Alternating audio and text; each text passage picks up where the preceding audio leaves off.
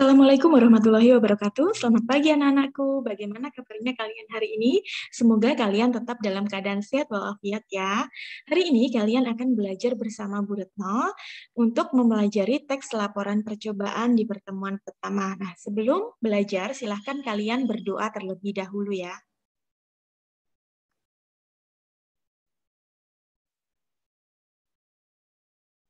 Nah, di bab teks laporan percobaan, kalian akan mempelajari 4 poin ini. Yang pertama, kalian akan menentukan informasi dan menyimpulkan isi teks laporan percobaan. Yang kedua, kalian akan menelaah struktur teks laporan percobaan. Yang ketiga, kalian akan menelaah kaidah kebahasaan teks laporan percobaan. Dan yang terakhir, kalian akan menyajikan teks laporan percobaan. Mohon maaf, ini Bu Retno salah menulisnya ya. Ini harusnya teks laporan percobaan. Nah, Bu Retno jelaskan dulu, kegiatan percobaan itu atau eksperimen itu termasuk kegiatan ilmiah. Ya, kegiatan ilmiah. Kegiatan percobaan ini menggunakan alat, merangkai percobaan, dan menentukan hasil percobaan. Ya, jadi kegiatan laporan percobaan itu termasuk kegiatan ilmiah.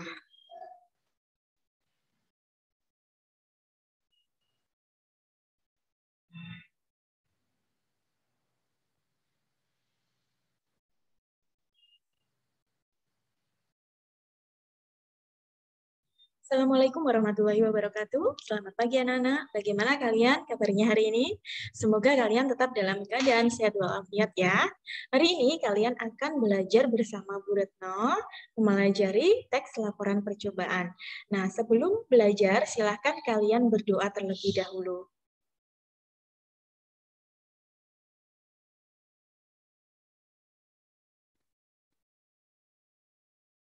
Teks laporan percobaan. Dalam bab ini, kalian akan mempelajari 4 bagian. Yang pertama, menentukan informasi dan menyimpulkan isi teks laporan percobaan. Yang kedua, menelaah struktur teks laporan percobaan. Yang ketiga, menelaah kaidah kebahasaan teks laporan percobaan. Dan yang keempat, menyajikan teks laporan percobaan. Mohon maaf, ini Bu Retno salah ketik ya. Ini yang benar teks laporan percobaan. Nah, pertemuan hari ini kalian akan mempelajari poin yang pertama. Sebelum masuk ke teori lebih dalam, Bu Retno akan menjelaskan secara singkat tentang laporan percobaan ya. Kegiatan percobaan atau eksperimen itu termasuk kegiatan ilmiah. Jadi kegiatan tersebut menggunakan alat, merangkai percobaan, dan menentukan hasil percobaan. Jadi laporan hasil percobaan itu termasuk kegiatan ilmiah atau laporan ilmiah.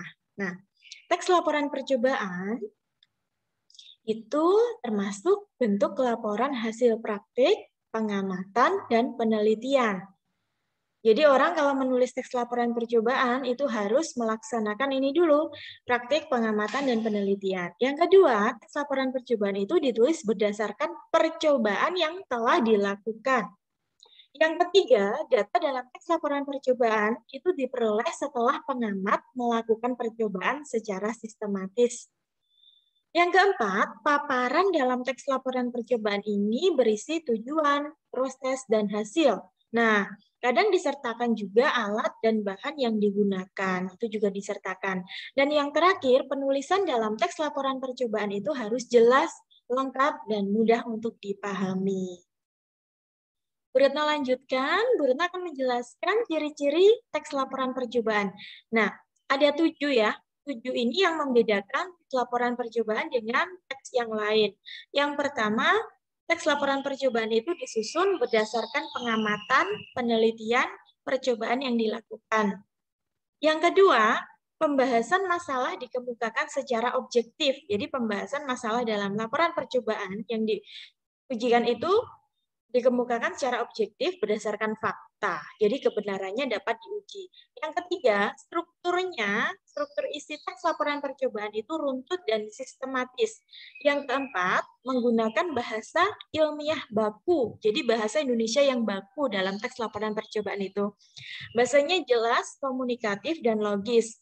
Jadi tidak menimbulkan ambigu, tidak menimbulkan makna ganda, ya, dan tidak rancu. Ciri yang kelima, teks laporan percobaan itu disusun dengan data yang lengkap sebagai pendukung laporan. Jadi disertakan juga data-data yang lengkap. Yang keenam, disusun secara menarik dan interaktif. Yang ketujuh, dalam teks laporan percobaan ini menuntaskan masalah secara terperinci dan lengkap. Ini ya, 7 ciri teks laporan percobaan. Bu Retno lanjutkan. Informasi penting dalam teks laporan percobaan. Nah, informasi penting itu dapat kalian lihat di bagian 4 ini. Yang pertama, alat dan bahan yang digunakan. Yang kedua, tujuan percobaan. Tujuan percobaan itu apa? Tujuannya untuk apa? Yang ketiga, langkah-langkah. Langkah-langkah dalam percobaan itu bagaimana? Dan yang terakhir, yang paling penting ini hasil percobaannya itu apa?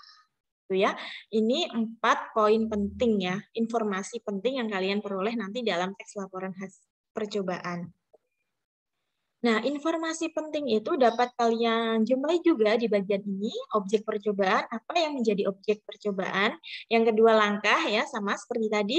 Yang ketiga, metodologi, ini metode penelitiannya, percobaannya seperti apa. Yang keempat, ada bahan dan alat. Yang kelima, ada landasan teori yang digunakan dalam percobaan itu. Yang keenam, ada hipotesis. Dan yang terakhir, ada hasil percobaan. Nah, selain tadi informasi penting itu dapat kalian jumpai ini ya, adik Simba. Masih ingatkah kalian dengan adik Simba? Adik Simba apa, di mana, kapan, siapa, mengapa, bagaimana. Nah, ini maksudnya gimana? Ini merupakan kata tanya. Jadi silahkan kalian membuat pertanyaan dengan menggunakan kata tanya ini dan mencari jawabannya pada teks laporan hasil percobaan. Nah, jawaban itu termasuk poin-poin penting. Bu Retno lanjutkan. Setelah kalian mencari informasi penting dalam teks laporan percobaan, tentunya kalian bisa menyimpulkan. Menyimpulkan isi teks laporan percobaan itu, simpulan bagian-bagian teks laporan percobaan harus sesuai dengan isinya. Jadi kalau kalian membuat simpulan, itu harus sesuai dengan isi teksnya. Yang kedua, simpulan itu berupa fakta, bukan opini ya.